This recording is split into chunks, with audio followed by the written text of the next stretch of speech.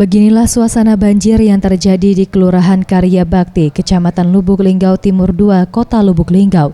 Tampak puluhan rumah terendam banjir setinggi pinggang orang dewasa.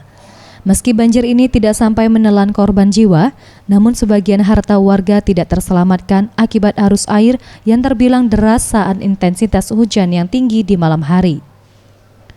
Menurut Paini, salah seorang warga Kelurahan Karya Bakti mengatakan, luapan air banjir mulai terjadi sekitar pukul 3 dini hari yang berasal dari Sungai Mesat yang tak kuat menampung kapasitas air hujan sehingga meluap dan langsung masuk ke pemukiman warga hingga setinggi 2 meter.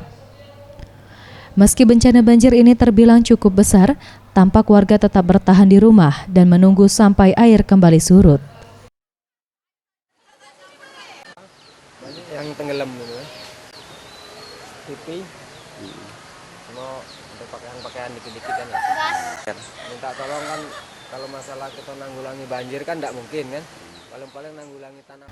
Sementara itu, pihak kelurahan setempat melakukan peninjauan ke lokasi banjir dan berjanji akan melakukan berbagai langkah untuk meminimalisir banjir jika musim penghujan kepada pihak kecamatan maupun Pemkot Lubuk Linggau.